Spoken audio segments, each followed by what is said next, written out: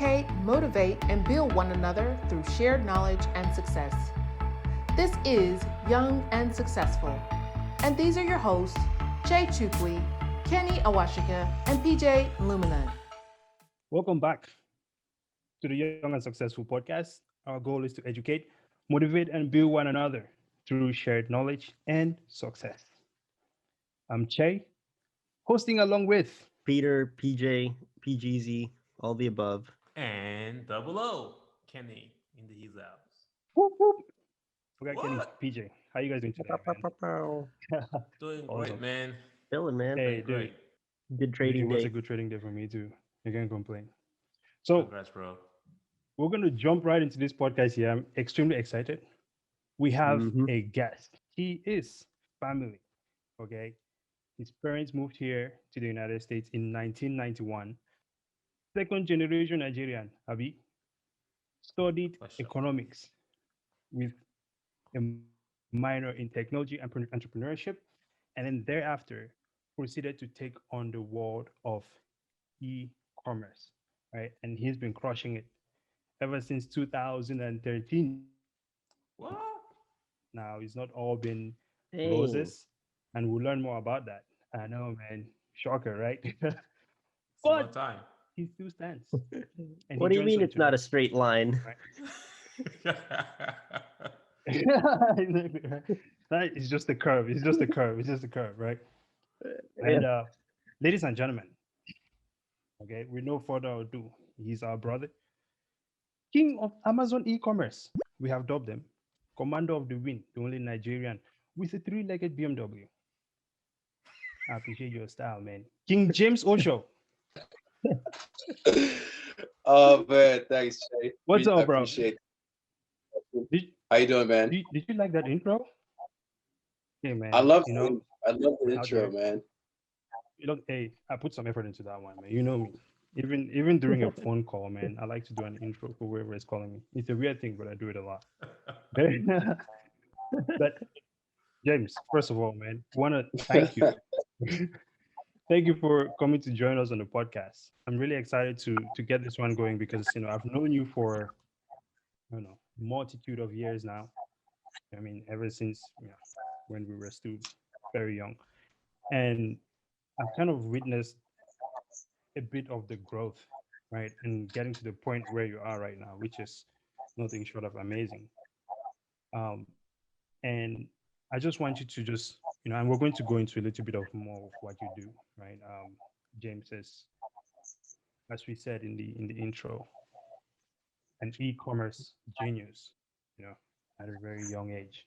So we just want you to, you know, take us back and just give us a walk through your journey of entrepreneurship, right? So you get finished with college and you decide this is what you're going to pursue, and that is something that at Young and Successful we believe that you know success is just that continued life journey, right? So Mhm. take us back, tell us how you got started, and just walk us through it.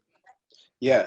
I Thanks don't again think for having me, guys. James is not on. Appreciate this. Chase been talking about this for a while. Getting into that first question, I'm not gonna lie, guys. It's a long answer because I'm still processing it. I'm still in it. I'm still battling every day. So it's very, very hard for me to succinctly tell you what my journey has been like. But it's been a wild ride, and I'll try and make it as brief as possible. But really, man, entrepreneurship is something that I think really grabbed a hold of me in college. I was always an entrepreneur by heart. Even going to parties with my parents, I was always competing to see who could get the most money when all the other kids didn't care about how much money they're getting. I was always really big on being competitive and being able to create my own space, create my own world. And I think that naturally evolved into entrepreneurship as I got older and older. Originally, I wanted to be a heart surgeon, right? I was committed to it. I looked into everything around being a heart surgeon. And, I think that the principle of putting everything I have into whatever I want to do is also another key ingredient to getting to where I'm at now. But long story short, I got to college, got to University of Maryland. My friend at the time, he had been selling iPhone cases online, and he was showing me Square. Square was like unheard of back then. He had a little card reader on his iPhone. He was driving Uber at the time. So he was basically taking these iPhone cases from China, reselling them online, and he was buying them for maybe 30 cents, reselling them for like $10. So I'm like, oh shit, you know, there's real money in this. And then he started upping his price higher and higher. And this is the crazy thing that this guy did that makes me really reflect and appreciate him, right? He went ahead and created an on-demand service in the DC, Maryland, Virginia area where he would take these cases, right? And he would deliver them to people in person at their homes. And he charged them a premium for it. And so many people thought this was so revolutionary and such a cool idea. He actually got interest from a couple investors, not necessarily around the selling the iPhone cases, but around the business model. They thought it was scalable for other things. But, you know, moving along, he really gave me that idea that entrepreneurship was possible. He was taking his little Square reader up to people's doors, getting them to swipe. He was getting Apple associates at Apple stores to push his phone cases. It was called agoodcase.com.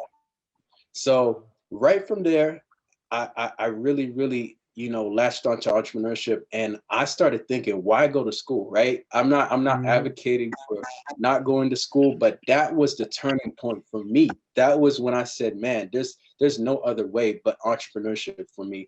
And I dedicated myself to it. You guys know it's now evolved into e-commerce, and that's my bread and butter. But man, I've tried so many things along the road. I can get into the specifics, but you know, giving you guys just a sense of where that entrepreneurship bug started, that is the pinnacle for me, as far as where it got started, and now it's evolved into so much more. But I can tell you guys all that as we go along, you know. No, absolutely. We will. I mean, do you guys, Kenny, you guys want to take it? Or? That was just so much. Man, That was thanks. amazing. Thanks for the amazing introduction to your journey. One of the questions I would just like to ask you that I'm sure the folks out there would like to know is that, you know, I'm sure your parents probably thought you were crazy when you decided that you were not going further with your planned or initial career or the career plans that they had for you. How did you face those challenges? You know, I'm sure that's just one of your early challenges into changing your own life mission and your vision and doing exactly what you want to do, not what they want you to do. For us foreigners, we know how difficult that is. Tell people out there how you overcome or overcame those challenges. Yeah, man, absolutely something that I've encountered with my parents, and having those difficult conversations around what I was choosing to do with my life and how successful they thought it could or couldn't be. And to be honest, I would say I've always had supportive parents. If anything, it's more of them being more conservative in the sense what success is, like what the defined path for success is. So they, you know, with entrepreneurship, there's no definitive path, you know, like there's so many different variations of entrepreneurship.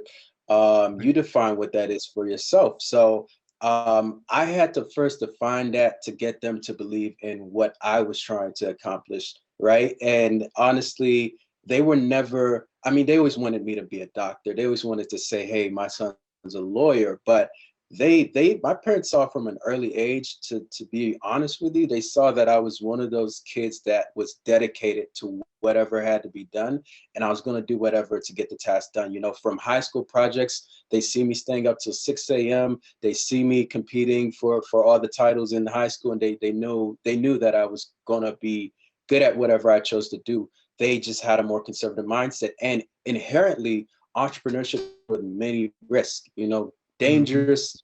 You have to risk dangerous amounts of money in some cases to make things work. And they're more conservative, and they're like, hey, you know, take that money, put it in a savings account, go to college, go get your MBA, all these things, right? I was never ever following that path. And it took a while. I really would say it took until maybe 2020, just recently, to get them fully on board and to understand where I was going. And, you know, of course, they have to see us making money.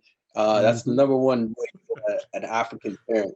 to believe in what you're doing, is making money, right? Yep. You're not So just I- wasting Absolutely. time and lollygagging around.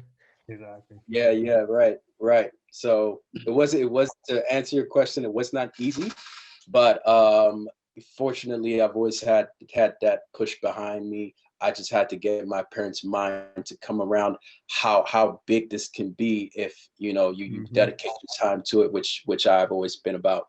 Absolutely, dude. I think that is so good. I mean, just the consistency and just that bold step, right, to make sure that you do what you're doing, despite knowing that your parents do have that conservative mindset. I feel like sort of a similar story for all of us as well, right?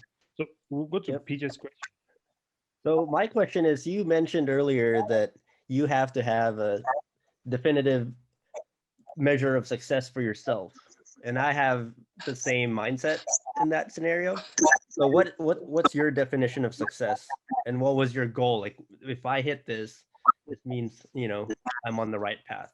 Wow, man, that's such a good question because I ask myself that every day, and I don't Mm. think any entrepreneurs being honest with you if they tell you, no matter how successful, whether wildly successful or just in their infancy, entrepreneurship, every entrepreneur thinks about what do I define as success? What makes this day successful? What makes this Mhm. month, this year successful? And that definition has changed for me. But I would say to start, I'll give you what it was starting out and what it is now to show you that journey. So starting out, success to me in entrepreneurship was I could be able to work something and build a vision, an idea from the ground up. I always took pride in being able to build something up, right? Going to just, let's say if I could just go work at Apple, right? Something always enticed me about taking the opposite path. And it all started from, I had a teacher named Mrs. Boxley May. She changed my life because she made me read Rich Dad Poor Dad, which is an entirely different story, but that book changed my life. And this teacher was very, very influential in changing my path, right? And she said to me, she said, Osho, when everybody's going this way, you go that way, right? Meaning the opposite Mhm. way. And so that always stuck with me and made me say, hey, James, why go for a big corporate job, right? Because I started thinking about this in college, which is when you start thinking about your job and Yeah. profession future. And I'm like, why take that path when you can create something from scratch that you can define on your own terms, build with people that you enjoy working around. If you go work somewhere, you get integrated with a team. You're forced, right? You got to work Mhm. with what you got. But I'm so enticed by creating my own dream. And that's really what lives through me every single day, and is it's now a byproduct of what I do. Just being able to create my own dream from the ground up. To get fast forward and say now, my vision of success is being able to collaborate with people that I enjoy working with, and to be able to impact lives, whether it be through products, whether it be through helping people discover other financial means of changing their lives and things like that. So it's changed a lot, but I would say that's the fast, quick answer that I can give you guys. Mhm. Oh, Yeah, it man. sounds a lot like you've had pretty much the same good heart that you started with. That's just from what I've heard you say so far. Yeah. And I think it it looks just like kind of you have a good spirit, and I think you mean well. And I think that's pretty awesome. A lot of people, they reach success, and they might change or they may not change, but it looks like you've kept the same mindset, man. That's pretty awesome. Yeah, man. It still has a three-legged BMW sitting in the front of the house hey, instead of him getting the Lambo. It's like, hey, man, I don't need the Lambo. Give me my inside BM. joke there. Inside joke there, but we just make fun of James because No, for real though, this guy we can will not afford get a rid of his Lambo right car. now, but he still has Yeah, his three-legged yeah, BMW. his car is just sitting outside, like leaning That's to one humility, side. man. That's humble right there. That is humble. I think Yeah, that's the man. best thing Yep. about it, isn't it? I choose to walk rather than drive a Lambo. I think that's pretty humble, right? Yeah, Yup, bro. Mhm. yup, yup, yup. You Hey know the Shay, Lambo because I was you can gonna drive it anywhere anyway. Shay, I was gonna add something real quick. Yeah, go ahead. So a quick lessons learned just listening to you, because I'm trying to learn from you as we're doing this interview, was that I chose the other route, and I knew I wanted to do entrepreneurship, but to make my parents happy, I went and did grad school. But the interesting thing about grad school was that upon completing grad school, I wanted to go back into business and go back into entrepreneurship. And the business idea that my friends and I had from grad school was actually exactly WhatsApp and Twitter, what WhatsApp and Twitter was doing now. This is way before WhatsApp and Twitter became famous. But when you have a school loan or school debt that is coming at you 3 months after graduation, Mm. you have no choice to say, you know what, Mhm. I gotta either quickly get a job so that I can start paying my debt, or I move back to my parents' house and struggle and try to get this business started. And I have to say, if you have to listen to this call, it actually pays off to be brave sometimes and be what King James just did was, you know what, I'm gonna set my own path and do it. And it was quite challenging for me to get out of that job situation. I had to work really hard to pay off my school debt, and immediately after I paid off my school debt, I told my wife, literally after getting married and having a baby, I quit my job and I moved to Nigeria to continue working on the startup that I was working on, because I was so determined to get back into entrepreneurship. But man, it took what, 15 years, almost 10 to 15 years to get out of that loop. Because once you know Yeah. it, before you know it, you're paying school debt, you're paying mortgage, you're paying rent, you're taking, you're doing childcare, you're taking care of the wife, and you just get stuck in that cycle, and you can't Mhm. get out. But you getting out much Absolutely. Right. earlier. People like, you want to go get some experience in the real world, blah blah blah. You can get bad experience, or you could just start early and start building good experiences. So yeah, man, really good for you. I'm so proud of you. You really made the right decision. Great job, Mhm. King. Absolutely. I agree with everything Kenny says there. And I think even furthermore, is just knowing sort of like the how much work you've put in just to make this happen. I remember back when you were shipping me some things and well actually I bought them, right? Oh And yeah, yeah, right. Yeah. you call me, this man will call me and be like, hey, go buy this thing from the store. And I was like I was like, dang it, man. Then after I buy it, he's like, yeah, go put a review on my store, bro. And I'm like, "Man, you should be paying me Yep. to buy these Yep. things from your store, you know?" And I was, but he shipped it out and everything, but it was just the work, man, putting in the work to make sure Mhm. that his store grew to where it's supposed to be.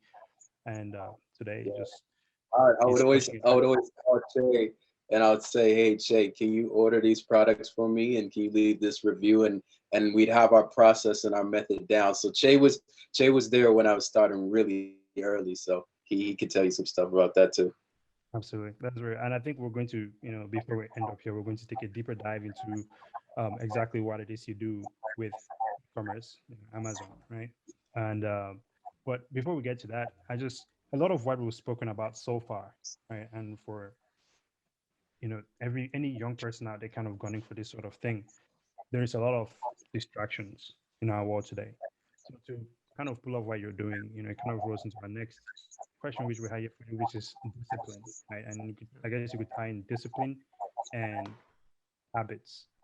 Talk to us a little bit about some steps that you take to discipline yourself to stay on path, right? Yeah. Despite everything else that's going on around you, and habits that you've kind of cultivated over time. In my head, the number one thing, and I would say this is probably one of the biggest contributing factors to me being where I'm at today, is Right. there is no such thing as weekends. Forget weekends, right? Dude, I Any love Mhm. weekends, when Exactly. man. you're make something happen, man. If you, I mean, there are a lot of people, I see this. There are people who do work hard and they do work diligently and they're doing their business on the side while, working at a company, but they don't take advantage of the weekends. My weekends, I don't say it proudly, but it's actually just a necessity at this point to grow my business and to really, really give it every shot that that it can have at growing. I have to sacrifice my weekends, right?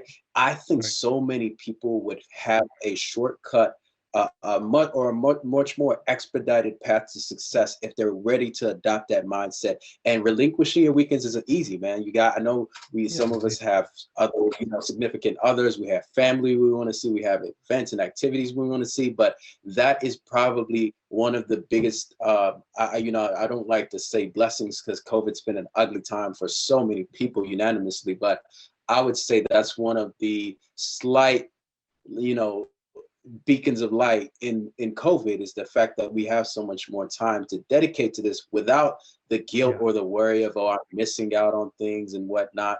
But adopting that mindset has been very, very important. Another thing I would say is embracing failures, right? I mean, I've seen things where people fall in love with failing, right? I wouldn't say I've fallen in love with it. I've just gotten used to it. Right. And I'm willing to put whatever is necessary on the line if I believe my idea is going to work. Right. Whether that means finances, whether that means time, whether that means my mental capacity, I'm willing to put it on the line because I know if I fail, I'm not going to give up. Like that's just one leg of the race. So I adopt everything as a marathon as well. I literally see success. I could see success, within the next couple months, but I almost in the back of my mind keep the mindset that, James, it's inevitable that something's going to go wrong, right? So be ready for that and embrace that shit and keep it close because it's teaching you everything, all the mistakes that you don't want to make again in the future.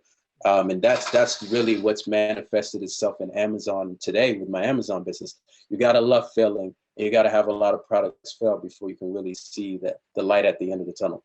That is very true, man. I get fired up, man, just listening to you, just describing your experience. Yeah, that's very true. A lot of times I always mention this on Instagram.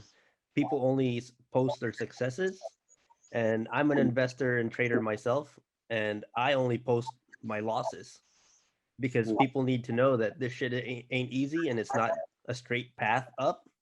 And there's going to be like down, up, and yes, I'm glad that you mentioned that there will be failures and you just have to embrace it and fucking move on, dude. It's pretty awesome.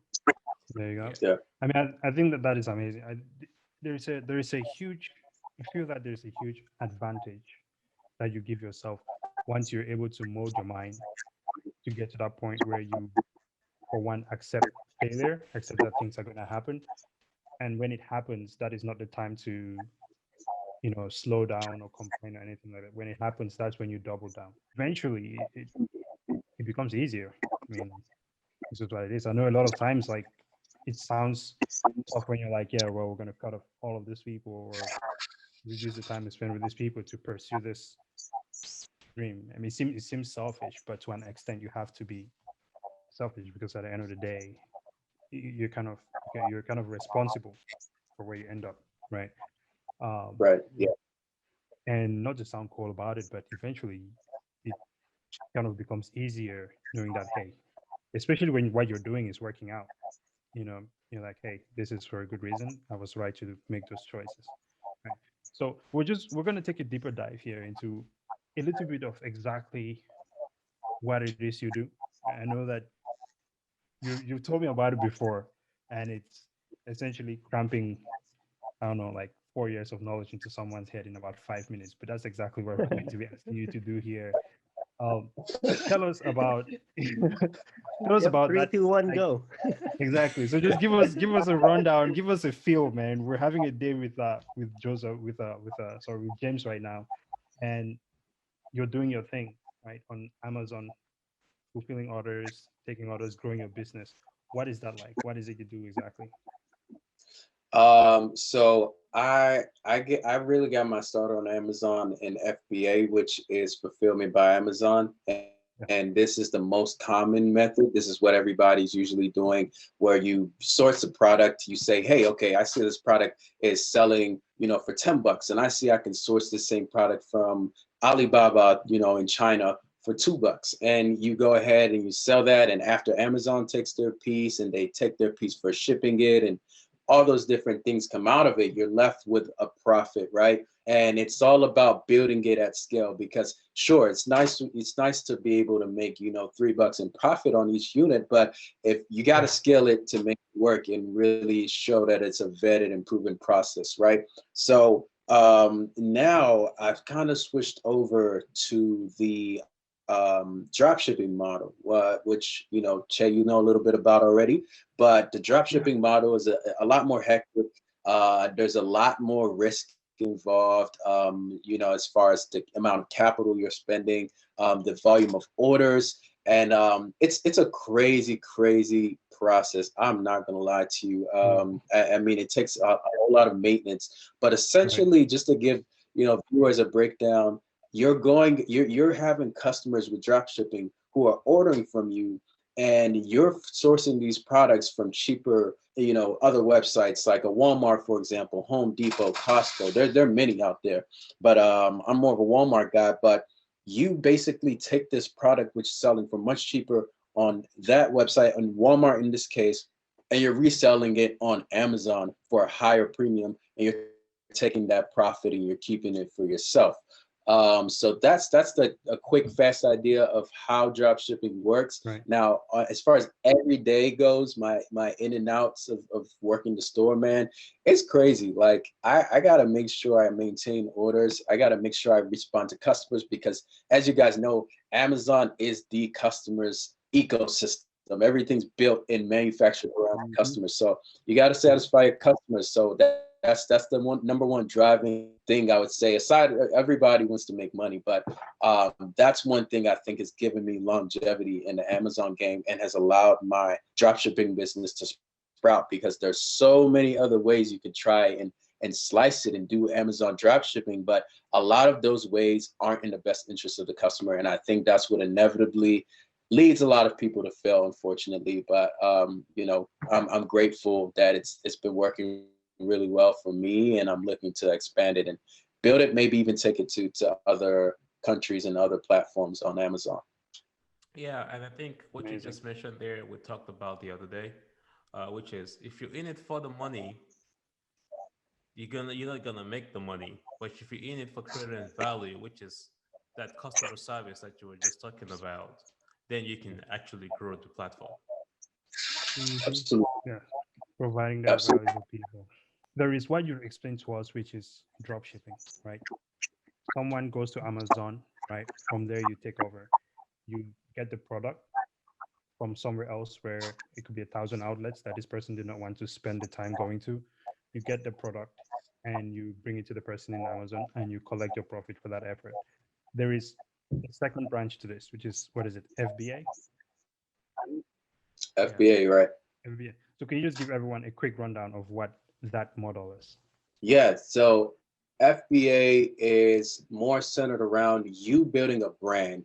And this is why I actually prefer this model. And something that people will always hear me say is drop shipping is great. It makes money. FBA is a passion project. It's a labor of love, because you got to actually understand your end users and your customers, and you have to also know how to communicate with them, meaning market to them, and also, if you're looking to satisfy them, obviously you got to give them a good product. So you have to focus on those 2 points if you want to be successful. So with FBA, you're basically taking a product, you're branding it, you're making it your own, you give it a brand name and whatnot. And then you market it to customers and you build that way. So it's much different from drop shipping, where you're selling branded products like Lysol, Clorox, things that are already big. But Yeah. the FBA model, I think, is definitely more. I think your connection broke up there for a bit, but that is fine. I think let me just, I'm just gonna reiterate. FBA essentially is you creating a brand, right? Creating your idea and also finding your niche and targeting your customer. It's like product development. Exactly. Yes. You're a product Oh, manager dude. trying to get your product out there. Yeah. Sounds like a Yeah. lot of fun. Oh, Yeah. dude, that is amazing. Yeah, I think that's Shay, amazing. I'm sure you So, would love that, man. bro, I mean, you know me, man. I'm kind of that guy. I just come up with things out of nowhere. I don't know where I come up with these things from.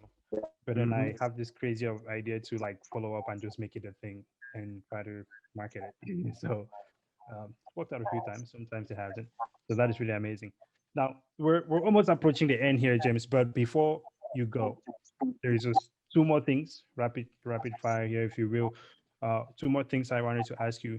One being, what is the toughest challenge that you have faced in your business? One that you're willing to share, and what would you tell someone out there, or anyone out there who is trying to either take on something similar to what you're doing, or just going after their entrepreneurship goal or vision? Oh man, there's so many, man.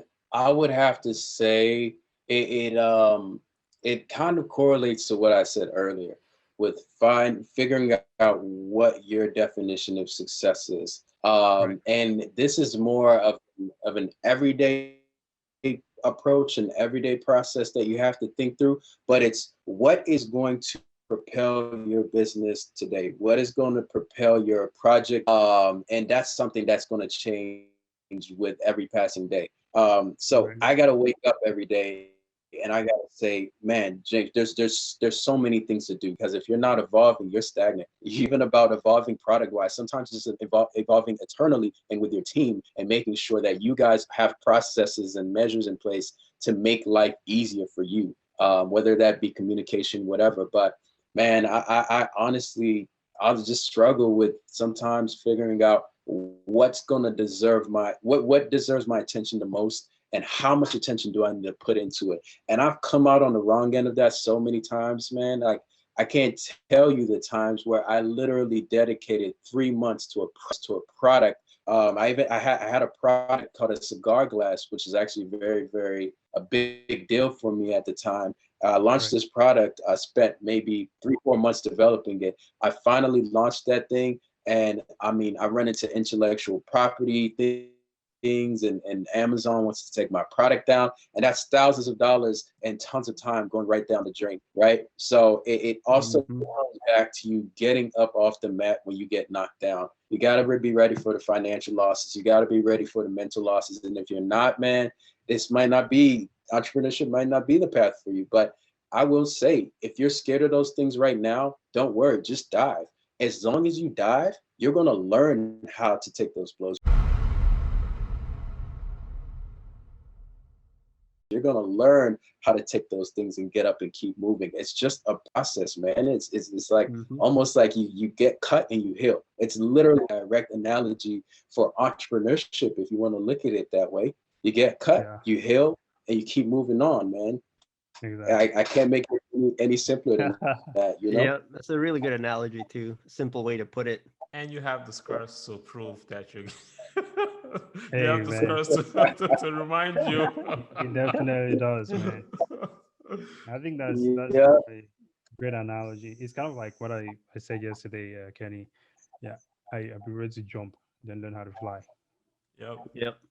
It just somehow that makes more sense to me, and I think that's exactly what James is explaining here. Yeah, I would also say that, even in the employment route, if you were to go towards the employment route, the challenges that you have as an employee, getting laid off, getting fired for no damn reason, or getting fired because it's your reason. Excuse my French. You're gonna face these challenges no matter what scenario you find yourself. So you pick the one that best fits your why, not somebody else's why, but your why, and then go for it. If you don't go for it, man, it's coming for you anyway. So. Yep. Exactly. Can't escape it. Yeah, there is no school for this, man. You just got to do it. It's a school of hard knocks, is what it is. Hey, say that louder. There's no school for this. I actually say to people, think about entrepreneurship, whether it's entrepreneurship in a broad sense, or an idea or website or service.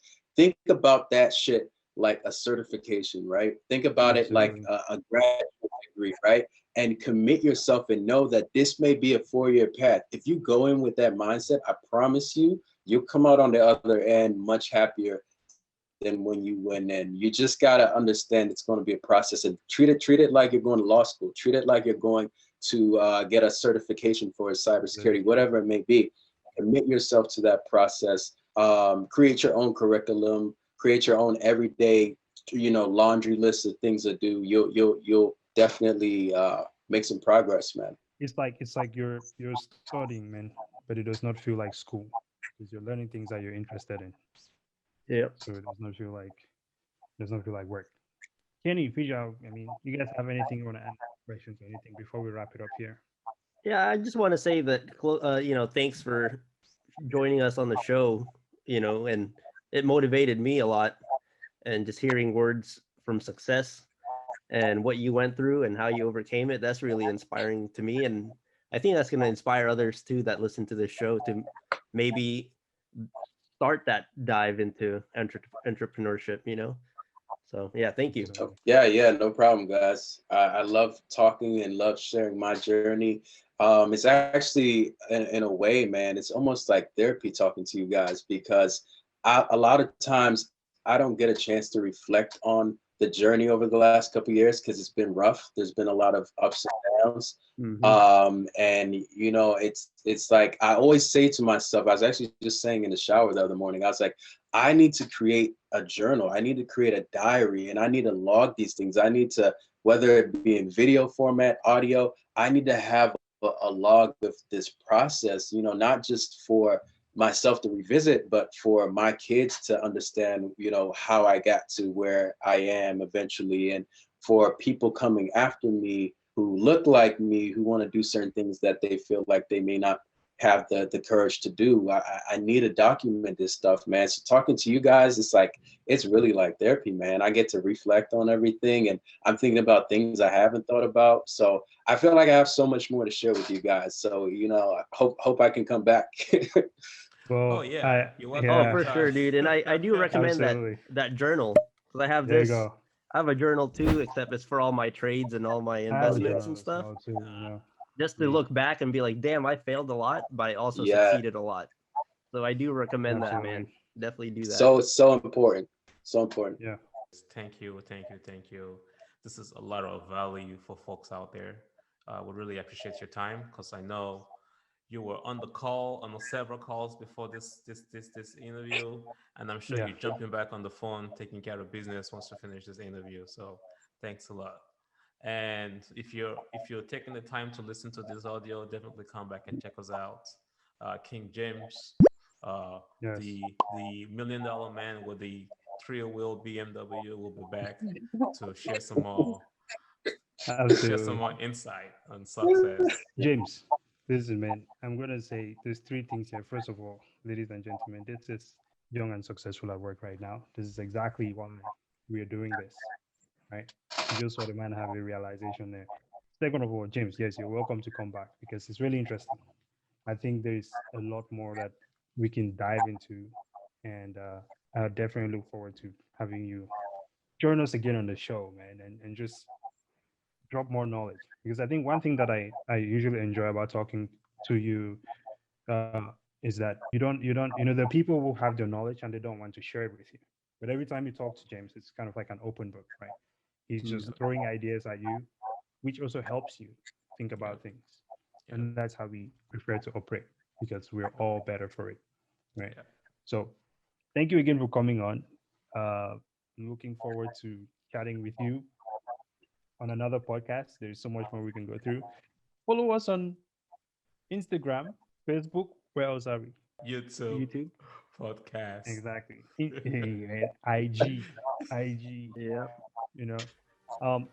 Until next time, ladies and gentlemen, King James Osho, thank you so much for joining us. Thank you so much for having me, guys. Honor, man. It's an honor. There we go. Goal is to educate, motivate, and build one another through shared knowledge and success. And this has been Young and Successful. Jay out. It's Peter, PJ, PGZ. See you in a while, crocodile. 00 out. King James. James. Nice. Out. I was just gonna say, let the people know you're out, man.